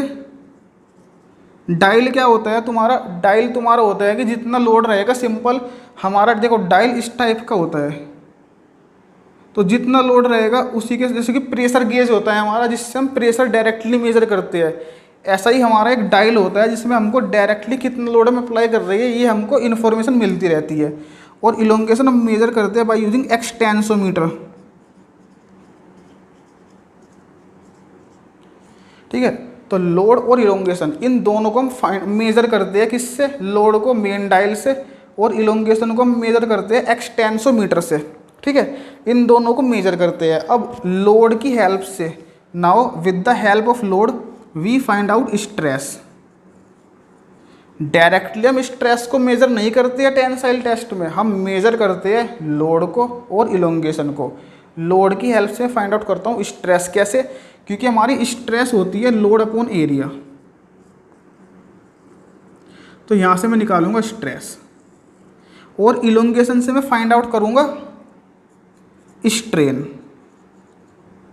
क्योंकि स्ट्रेन होती है मेरी elongation upon original length. Elongation में फाइंड आउट करूंगा एक्सटेंसोमीटर से और ओरिजिनल लेंथ मेरे पास मुझको मालूम है, क्योंकि मेरा स्पेसिमेन की क्या कैरेक्टरिस्टिक है मुझको मालूम है। तो मैं इस लोड, देखो मैं टेंसाइल टेस्ट में फिर से सुनो, मैं जो बताना चाह रहा हूँ, टेंसाइल टेस्ट में मैं मेजर करूँगा लोड और इलोंगेशन। मैं टेंसाइल टेस्ट से स्ट्रेस स्ट्रेन मेजर नहीं करता हूँ, स्ट्रेस स्ट्रेन तो मैं कैलकुलेट करता हूँ फ्रॉम लोड एंड इलोंगेशन। तो सिंपल टेंसाइल टेस्ट में मैं लोड को और इलोंगेशन को, इन दोनों को मेजर करता हूँ, फिर इन दोनों की हेल्प में फाइंड आउट करता हूँ स्ट्रेस एंड स्ट्रेन। तो जब देखो क्या करता हूँ मैं करता हूँ देखो ऐसे, इसको कंडक्ट कराने के लिए हमारे पास एक स्पेसिमेन है। इस स्पेसिमेन को मैं फिक्स कर दूंगा किसमें, यूनिवर्सल टेस्टिंग मशीन में। अब मैं इस स्पेसिमेन पर टेंसाइल टेस्ट लगाऊंगा, अब मैं इस स्पेसिमेन पर टेंसाइल टेस्ट लगाऊंगा। तो मैं धीरे धीरे इस टेंसाइल टेस्ट, इस लोड की वैल्यू को मैं धीरे धीरे इंक्रीज करता रहूँगा। तो जो मेरा at different instant of time पर जो हमारा लोड है वो हमको देगा मेन डायल, ठीक है।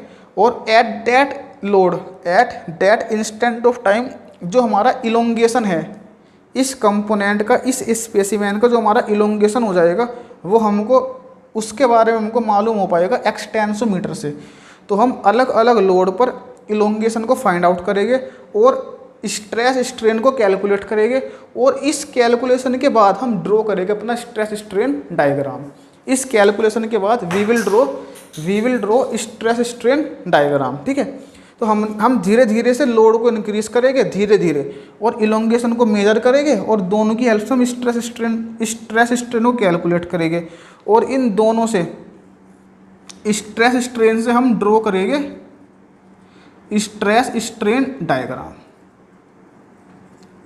अब ये स्ट्रेस स्ट्रेन डायग्राम हमने अलग अलग मटेरियल पर कंडक्ट किया, अलग अलग मटेरियल के स्पेसिमेन पर हमने कंडक्ट किया। फॉर एग्जांपल माइल्ड स्टील, और we can say structural steel. Second is your brittle material, aluminium, rubber. हमने अलग अलग के लिए कंडक्ट किया, ठीक है।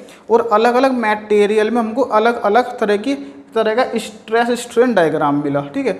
Now we will discuss one stress strain diagram that is structural steel, और we can say mild steel. उसको मैं अच्छे से एक्सप्लेन करूंगा, और फिर उसके बाद में आपको दो तीन अलग और मटेरियल के, जैसे कि एल्यूमिनियम हो गया, और hard rubber, soft rubber, brittle material, इनके ही मैं आपको यहाँ पर स्ट्रेस स्ट्रेन डायग्राम ड्रॉ कर कर दिखाऊंगा, और सिंपली बस मैं आपको उसके बारे में बताऊंगा, ठीक है। But we will discuss in good way इसको stress strain diagram of structural steel, ठीक है, और we can say mild steel. तो यहाँ पर आप समझे कि स्ट्रेस स्ट्रेन डायग्राम को ड्रॉ करने के लिए हमको मटेरियल के जिसकी हमको स्ट्रेस स्ट्रेन डायग्राम ड्रॉ करना है, जिस मटेरियल का, उस मटेरियल का स्पेसिमेन पर हम टेंसाइल टेस्ट करते हैं। उस टेंसाइल टेस्ट से हम लोड, अलग अलग लोड पर कितना इलोंगेशन हो रहा है ये फाइंड आउट करते हैं। लोड से निकालते हैं स्ट्रेस, इलोंगेशन से निकालते हैं स्ट्रेन, दोनों की हेल्प से हम ड्रॉ करते हैं स्ट्रेस स्ट्रेन डायग्राम, ठीक है। नाउ मैं ड्रॉ करूंगा यहाँ पर stress strain diagram of structural steel, और we can say mild steel.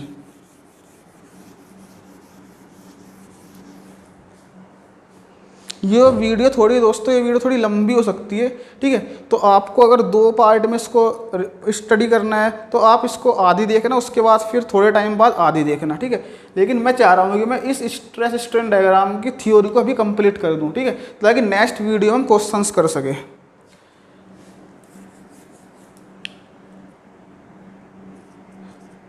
For structural steel,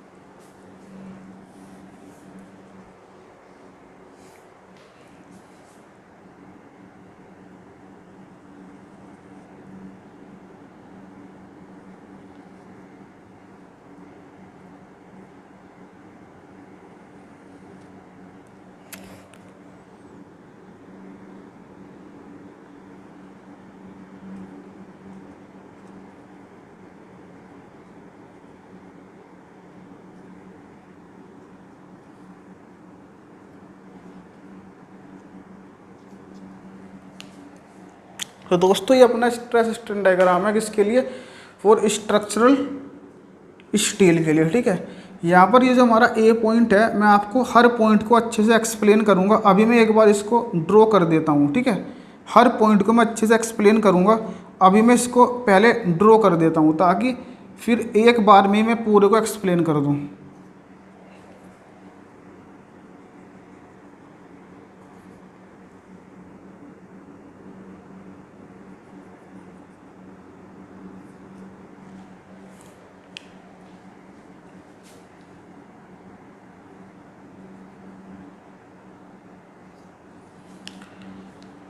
देखो, जब मैं अपने सपोज करो ये मेरे पास स्पेसिमेन है,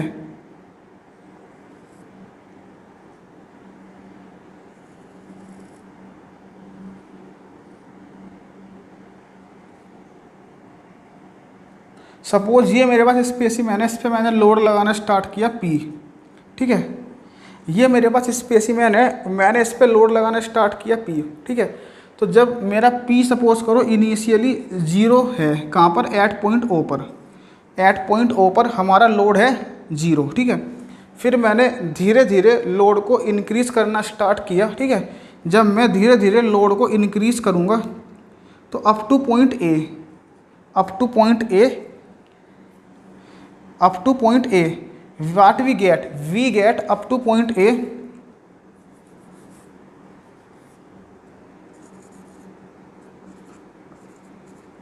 that is from 0 to O, from O to A up to point A, what we observe there is linear relationship between stress and strain। मतलब stress is directly proportional to strain, stress is directly proportional to strain up to point A। Point A तक हमने देखा कि stress और strain एक दूसरे के directly proportional है अप टू पॉइंट ए, ठीक है। नाउ नेक्स्ट अब देखते हैं यहाँ पर कि up to point B, from 0 to B, up to point B means from O to B there is elastic behaviour. Up to point B point तक जो हमारा स्पेसिमेन है, जो हमारा मटेरियल है, ये हमारा इलास्टिक बिहेवियर शो करता है। In our first chapter the name of the chapter is mechanical properties.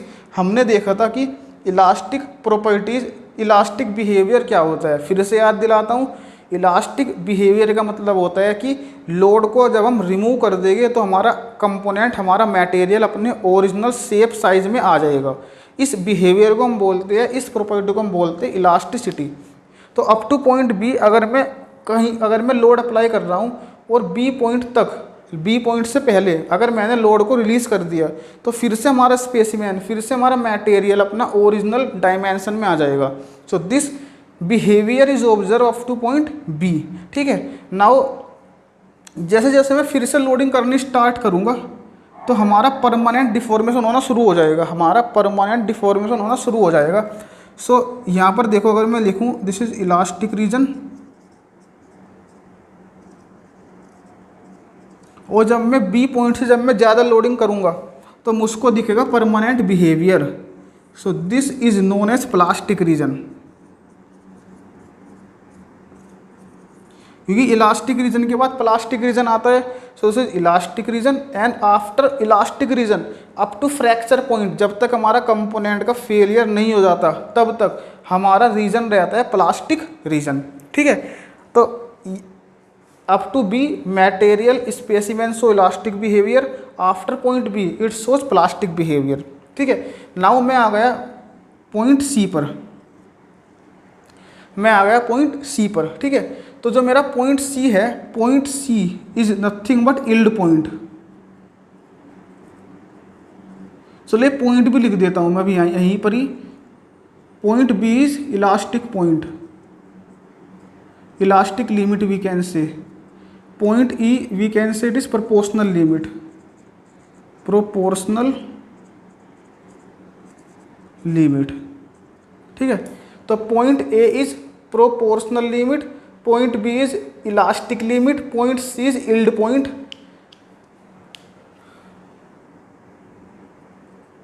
point E is ultimate strength, we can say ultimate point we can say, and point F is fracture point. ठीक है, point F is fracture point. ठीक है, तो मैं load increase करता करता आ गया point सी पर. ठीक है, point C is yield point. Now what is yield point, ये क्वेश्चन आता है. तो इल्ड पॉइंट देखो फिगर से ही समझ जाओगे आप, कुछ नोट करने की जरूरत नहीं है. इल्ड पॉइंट मेरा वो पॉइंट होता है, इल्ड पॉइंट मेरा वो पॉइंट होता है जिसके बाद हमारा इलोंगेशन होता है. इलोंगेशन होता है without increment in the load, बिना लोड के बढ़े. इल्ड पॉइंट मेरा वो पॉइंट होता है जिसके बाद बिना लोड के इंक्रीज किए हमारा इलोंगेशन होना है, हमारा इलोंगेशन हो जाएगा. तो after yield point, after it there will be elongation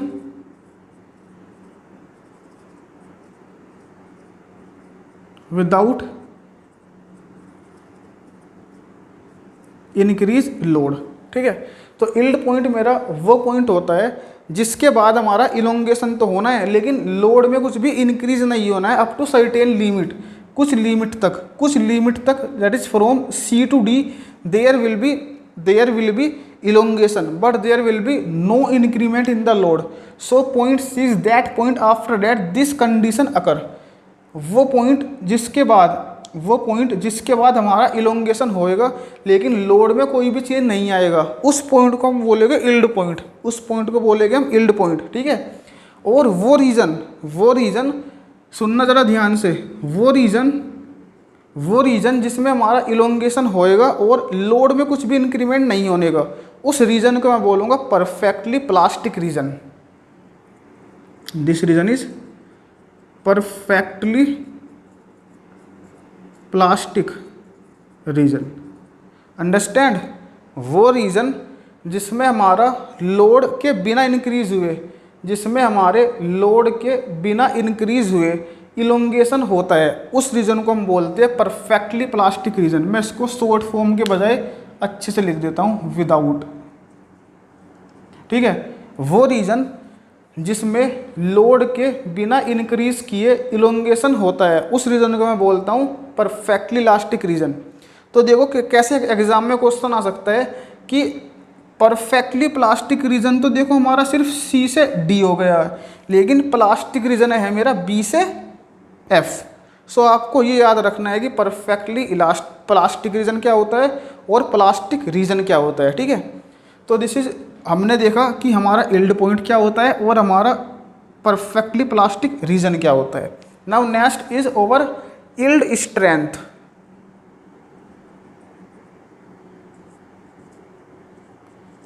yield strength क्या होती है, तो सुनो ध्यान से जो मैं बताना चाह रहा हूँ. इल्ड स्ट्रेंथ मेरी वो मिनिमम स्ट्रेस होती है, मैं इसको यहाँ पर लिखता हूँ. देखो ये सब आप नोट कर चुके होंगे साइड में जो मैंने अभी लिखा है.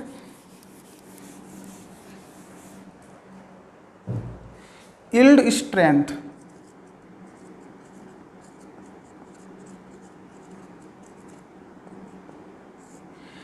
स्ट्रेंथ मेरी वो मिनिमम स्ट्रेस होती है, फिगर से समझने जो मैं बताऊंगा, फिर मैं इसको ही जो मैं यहाँ पर बताऊंगा शॉर्ट फॉर्म में यहाँ पर लिखूंगा, तो आप अच्छे से फिगर से ही समझना.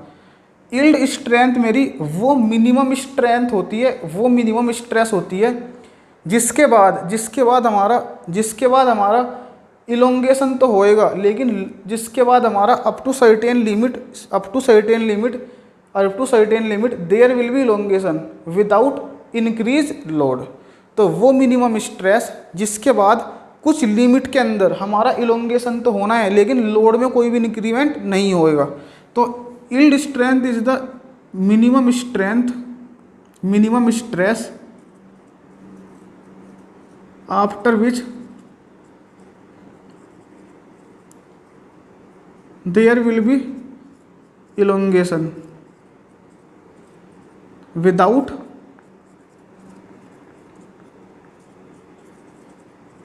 Increase load. तो लोड को बिना इंक्रीज किए अगर हमारा इलोंगेशन हो रहा है तो उस जिस स्ट्रेस पर, उस स्ट्रेस को हम बोलेंगे yield strength of the material. Simple. Now हम पहुंच गए पॉइंट डी पर। ठीक है, पॉइंट डी पर पहुंचने के बाद जब हमने लोड देखो पॉइंट डी तक हम पहुंच गए।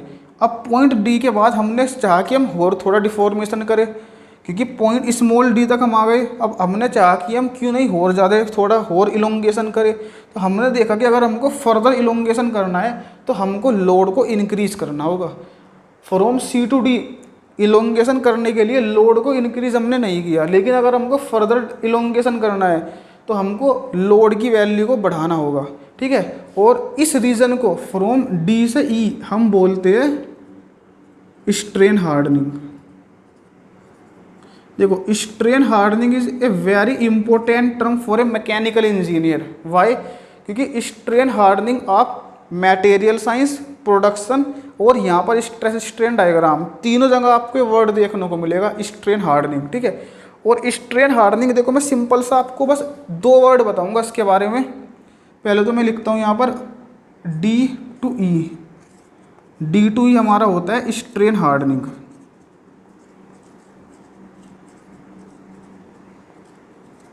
स्ट्रेन हार्डनिंग का सिंपल मतलब होता है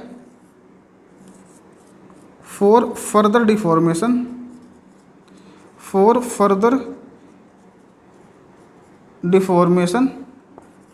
we have to increase load। Further deformation करने के लिए हमको लोड को इंक्रीज करना होगा। For further deformation we have to increase load.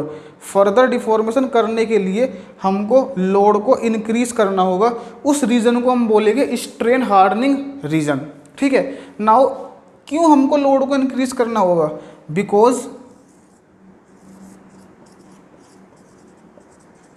Because of atomic and crystalline structure change.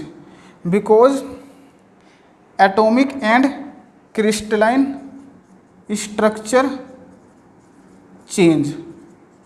क्योंकि जब हम फर्दर डिफॉर्मेशन करना चाहते हैं तो क्या होता है, हमारा जो मटेरियल है उसके जो हमारे एटम्स है, उसका जो हमारे एटम्स है और जो हमारे क्रिस्टल है उनका हमारा स्ट्रक्चर चेंज हो जाता है। Now what is crystal? Crystal क्या होता है, इसको आप काफ़ी अच्छे से समझोगे मटेरियल साइंस में। क्रिस्टल क्या होता है, अभी आप ये याद रखो कि स्ट्रेन हार्डनिंग हमारा होता है क्योंकि हमारा जो अंदर का you can say internal structure of the material, जो हमारा इंटरनल स्ट्रक्चर होता है ना मटेरियल का, उसमें हमारा चेंज आ जाता है। इसलिए हमको फर्दर डिफॉर्मेशन के लिए लोड को इंक्रीज करना होगा। ठीक है, तो जब मैं लोड को इंक्रीज करता रहूँगा तो मैं एक लिमिट पर पहुँचूंगा, मैक्सिमम लोड पर। तो that maximum limit is represented by E and E point is the ultimate point and the stress corresponding to E point. सुनना जो मैं बोलूँगा, and the stress corresponding to yield point is known as ultimate strength. वो stress which is corresponding to ultimate point is known as ultimate strength, or we can say this is the maximum strength, we can say this is the maximum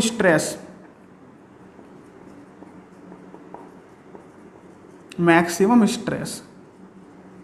तो देखो maximum stress हमारी होती है ultimate strength, और वो minimum stress जिस पे हमारा इलोंगेशन परमानेंटली, जिसमें हमारा प्लास्टिक डिफॉर्मेशन होता है, वो मिनिमम स्ट्रेस जिस पे हमारा प्लास्टिक डिफॉर्मेशन होता है उसको बोलते हैं हम यील्ड स्ट्रेस, और जो हमारी मैक्सिमम स्ट्रेस है उसको बोलते हैं हम अल्टीमेट स्ट्रेंथ। दोनों में डिफरेंस है। प्लास्टिक डिफॉर्मेशन के लिए जो हमको मिनिमम स्ट्रेस चाहिए उस स्ट्रेस को हम बोलेंगे यील्ड स्ट्रेंथ वी कैन से, और जो हमारी मैक्सिमम स्ट्रेंथ होती है वो होती है हमारी अल्टीमेट स्ट्रेंथ। सिंपल। नाउ अब हमने क्या देखा, अब हमने देखा कि जब हम फर्दर डिफॉर्मेशन करना चाहते हैं तो हमारे लोड की वैल्यू कम हो गई। जब हम फर्दर डिफॉर्मेशन करना चाहते हैं तो हमारा लोड आसानी से हो जाता है। ऐसा क्यों? देखो, इसके लिए भी हमको एक चीज़ समझनी होगी, क्या कि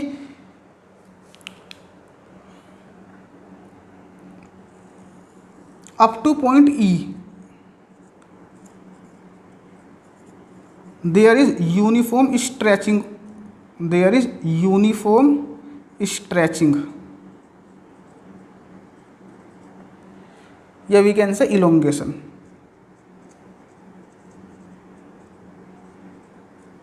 up to point E there is uniform stretching, मतलब कि जो हमारा कंपोनेंट है ना, जो हमारा स्पेसिमेन है, वो हमारा through out the length uniformly elongate हो रहा है। समझे? मतलब कि थ्रू आउट द लेंथ उसका डायमीटर सेम है, लेकिन जैसे ही मैं ई पॉइंट को क्रॉस करूंगा तो there will necking, there will necking, हमको नेकिंग देखने को मिलेगी। हमको नेकिंग, नेकिंग का मतलब होता है कि, नेकिंग का मतलब होता है, इसको नोट कर चुके होगे तो मैं इसको रफ कर देता हूँ, ठीक है। नेकिंग का मतलब होता है कि हमारी स्ट्रेस एक ही जगह लग रही है, एक ही पर्टिकुलर लोकेशन पर हमारी स्ट्रेस लग रही है, उसका मतलब होता है हमारा नेकिंग। जैसे कि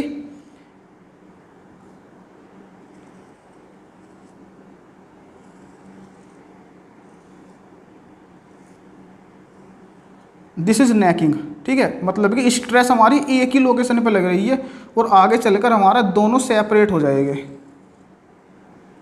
आगे चलकर जब जैसे ही हम थोड़ा और लोड इंक्रीज करेंगे तो ये हमारे हो जाएंगे दोनों सेपरेट।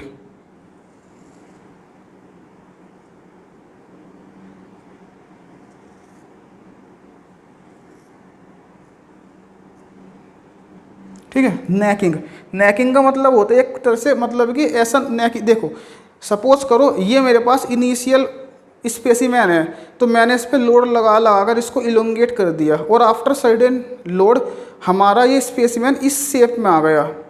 देखो, तो बीच में जो हमारा रिड्यूस क्रॉस सेक्शन है, this is condition, this is the necking condition. और अगर मैं फर्दर लोड को इंक्रीज करता रहूँगा तो धीरे धीरे, अगर मैं फर्दर लोड को इंक्रीज करूँगा तो धीरे धीरे हमारा ये दोनों अलग हो जाएंगे। समझे? मतलब कि अलग होने का मतलब क्या है? अलग होने का मतलब है कि हमारे स्पेसिमेन को हो गया फेलियर, और उस पॉइंट को जिस पर हमारा फेलियर हो जाएगा उस पॉइंट को हम बोलेंगे फ्रैक्चर पॉइंट। उस पॉइंट को मैं बोलूँगा फ्रैक्चर पॉइंट। और हमारा किसी एक पर्टिकुलर लोकेशन पर, किसी एक पर्टिकुलर लोकेशन पर क्रॉस सेक्शन कम हो जाता है, उसको हम, उस कंडीशन को हम बोलते हैं नेकिंग। नेकिंग का मतलब होता है कि स्पेसिमेन में कहीं भी एक पर्टिकुलर लोकेशन पर हमारा क्रॉस सेक्शन रिड्यूस होता रहता है, ठीक है। और हमारा ऐसा बन जाता है, इनिशियली सपोज ऐसा है, फिर धीरे धीरे जब हम लोड को बढ़ाएंगे इस टाइप का बन जाएगा, मतलब कि बीच में हमारा क्रॉस सेक्शन बहुत कम हो जाएगा, और अगर मैं फर्दर लोड को इंक्रीज करूँगा तो हमारा फ्रैक्चर हो जाएगा। समझे? तो ई पॉइंट तक तो हमारा यूनिफॉर्मली रिडक्शन होता है किसका? डायमीटर का। लेकिन ई पॉइंट के बाद हमारी नेकिंग होनी स्टार्ट हो जाती है, मीन्स नॉन यूनिफॉर्म डिफॉर्मेशन होना शुरू हो जाता है, और एफ पॉइंट पर हमारा फेलियर हो जाता है, सिंपल, ठीक है। नाउ अब मैं बताना चाह रहा हूँ आपको कि ई पॉइंट के बाद हमारा लोड क्यों डिक्रीज होना स्टार्ट हो गया। देखो, जब हमारा एक ही पॉइंट पर कंसंट्रेट हो जाएगा सारा लोड, तो फिर हमको पहले तो हम डिफॉर्मेशन कर रहे थे through out the length, but now we have to reduce cross section only at a particular location, only at a particular point। तो जब हमारा सारा का सारा लोड एक ही पर्टिकुलर पॉइंट पे लग रहा है तो सिंपल हमको कम लोड चाहिए डिफॉर्मेशन के लिए, तो इसलिए हमारा ई पॉइंट के बाद हमको कम लोड चाहिए, किसके लिए? डिफॉर्मेशन के लिए, ठीक है। तो दोस्तों ये मैंने आपको बताया completely about stress strain diagram, और इस जो मैंने आपको यहाँ पे डिस्कशन, जो मैंने आपके साथ यहाँ पे डिस्कशन किया है, इससे बाहर कोई क्वेश्चन नहीं आएगा, ठीक है। चाहे कैसा भी क्वेश्चन आ जाए, जो मैंने आपको बताया, जो मैंने आपको लिखा है, उस चीज़ को आप नोट करो अच्छे से। और इस स्ट्रेस स्ट्रेन डायग्राम में मैंने आपको कुछ पॉइंट ऐसे बताए जो मैं यहाँ पर नहीं लिख पाया हूँ, ठीक है। वैसे तो मोस्टली पॉइंट मैंने यहाँ पर नोट किया, लेकिन फिर भी अगर कुछ नहीं नोट कर पाए हो आप, जो मैं यहाँ पर नहीं नोट किया है, तो आप वीडियो को पॉज करना और दोबारा से सुनकर उसको खुद नोट कर लेना। तो स्ट्रेस स्ट्रेन डायग्राम में आपको कुछ पॉइंट्स अपने आप वीडियो को पॉज करके जो मैंने बोला उसको नोट करने की ज़रूरत है, ठीक है। तो आप इसको नोट करना। नाउ मैंने आपको बताया था कि हम स्ट्रेस स्ट्रेन डायग्राम से डक्टिलिटी कैसे फाइंड आउट करेंगे। हम स्ट्रेस स्ट्रेन डायग्राम से डक्टिलिटी कैसे फाइंड आउट करेंगे।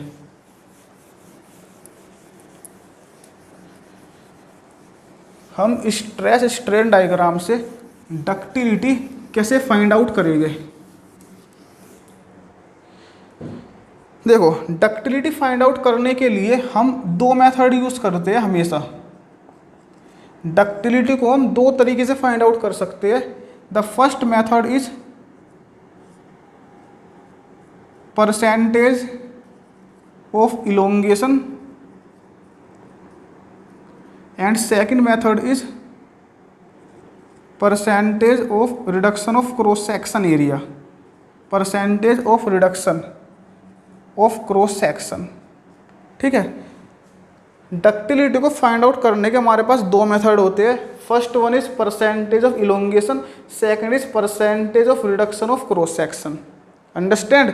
और हमने देखा है कि हमने स्ट्रेस स्ट्रेन डायग्राम को जब हमने कंडक्ट किया तो हमने चेंज इन लेंथ मतलब कि इलोंगेशन और चेंज इन डायमीटर मतलब कि रिडक्शन इन क्रॉस सेक्शन, इन दोनों को हमने फाइंड आउट किया है, ठीक है। तो अगर हमने परसेंटेज ऑफ इलोंगेशन अगर मेरे को फाइंड आउट करना है तो this will be final length upon original length upon original length upon original length. और इनिशियल लेंथ तो हम जानते हैं मतलब कि ओरिजिनल लेंथ हमारे स्पेसिमेन की इतनी लेंथ है। फाइनल लेंथ हमने फाइंड आउट की है किसकी हेल्प से, एक्सटेंसोमीटर की हेल्प से। तो यहाँ से हम percentage of elongation find out कर सकते हैं easily. By stress strain diagram we can easily calculate percentage of elongation. और अगर हमको परसेंटेज ऑफ इलोंगेशन मिल जाएगी तो हम बता सकते हैं कि हमारे मटेरियल की डक्टिलिटी कितनी है, ठीक है। Now next is percentage of reduction of cross section. इसका फॉर्मूला होता है initial area minus final area upon initial area. Initial area minus final area upon initial area, ठीक है। और percentage of reduction of cross section का formula होता है initial area minus final area upon initial area. काफ़ी बार exam में क्या होता है कि काफ़ी बार एग्जाम में इनकी वैल्यू गिवन हो जाएगी A naught A F A naught की, ठीक है। और आपसे पूछेगा कि कितना परसेंटेज रिडक्शन हुआ है क्रॉस सेक्शन एरिया में। तो एक बात हमेशा याद रखना, ये जो हम रिडक्शन निकालते हैं ना परसेंटेज रिडक्शन, तो उसको फाइंड आउट करते हैं हमेशा ओरिजिनल जो हमारी वैल्यू है उसके कोरेस्पॉन्डिंग। फॉर एग्जाम्पल हमने परसेंटेज इलोंगेशन निकाला with respect to original length, हमने परसेंटेज रिडक्शन निकाला with respect to original area. तो इसी तरह से कहीं पर भी हो, किसी भी सब्जेक्ट में कहीं पर भी अगर आपसे परसेंटेज रिडक्शन या परसेंटेज इलोंगेशन पूछा है तो हमेशा ऊपर तो आना है दोनों का डिफरेंस और नीचे आना है original value means initial value we can say, ठीक है। तो इस तरीके से ए नोट हमको मालूम रहेगा पहले से ही, ए एफ हम फाइंड आउट करेंगे किससे, मेजरमेंट से, ठीक है। स्पेसिमेन अलग अलग लोड पर जो हमको अलग अलग वैल्यू मिलेगी उसको हम मेजर करेंगे, वहाँ से हमारे पास आएगा ए एफ। और ए एफ ए नोट हम आप जैसे ही हमको मालूम हो जाएगा तो यहाँ से हम निकाल लेंगे परसेंटेज ऑफ इलोंगेशन। यहाँ पर हमारा ए नोट इनिशियल है, ए एफ फाइनल है अलग अलग लोड पर। यहाँ पर हमारा एल नोट इनिशियल और एल एफ अलग अलग लोड पर जो हमारी लेंथ है वो है, ठीक है। तो इस तरीके से हम स्ट्रेस स्ट्रेन डायग्राम से परसेंटेज ऑफ इलोंगेशन भी फाइंड आउट कर लेंगे और परसेंटेज ऑफ इलोंगेशन और percentage of reduction of cross section, इन दोनों को फाइंड आउट कर लेंगे ईजिली। और अगर हम इन दोनों को फाइंड आउट कर लेते हैं तो हमको इन दोनों से मालूम हो जाएगा कि हमारे मटेरियल की डक्टिलिटी कैसी है। अगर हमारा मटेरियल डक्टाइल है ब्रिटल है, और ये पाया गया कि generally if percentage reduction of cross section is approximately 50%, then the material is ductile. It is for ductile material.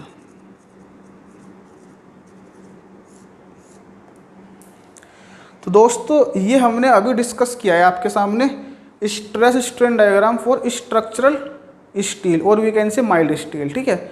Now अभी हमारे स्ट्रेस स्ट्रेन डायग्राम में लगभग 10 to 15 मिनट्स का एक 2-3 डायग्राम और रह गए, जैसे कि तुम्हारा ब्रिटल मटेरियल का रह गया है, एल्यूमिनियम का रह गया है और रबर का रह गया है। तो ये 3 डायग्राम है, सिर्फ हमको डायग्राम ड्रॉ करना है और बताना है। इसको हम स्टार्ट करेंगे अपने नेक्स्ट वीडियो में। तो नेक्स्ट वीडियो में हम देखेंगे 2 चीज़ें, एक तो ये स्ट्रेस स्ट्रेन डायग्राम को कंटिन्यू करेंगे, 10 to 15 मिनट्स इसमें लगनी है, और 15 से 20 मिनट या वीकेंड से टाइम तभी देखेंगे, और हम करेंगे इस पर न्यूमेरिकल। स्ट्रेस स्ट्रेन डायग्राम पे 1 या 2 न्यूमेरिकल करेंगे, और जो हमने थ्योरी कवर की है इसमें जो हमारे प्रीवियस ईयर में क्वेश्चन आ चुके हैं उनको करेंगे, ठीक है। तो नेक्स्ट वीडियो में हम देखेंगे न्यूमेरिकल और क्वेश्चंस एंड थोड़ा जो स्ट्रेस स्ट्रेन डायग्राम रह गया उसको, ठीक है। तो दोस्तों thank you very much for watching this video. जो मैंने कराया आपको इस वीडियो में और उससे पहली वीडियो में, उसको बार बार रिवाइज करो, और कहीं से भी क्वेश्चन इनके लगाओ, आप देखोगे कि आप मोस्टली क्वेश्चन लगा लोगे, ठीक है। So once again thank you very much for watching this video.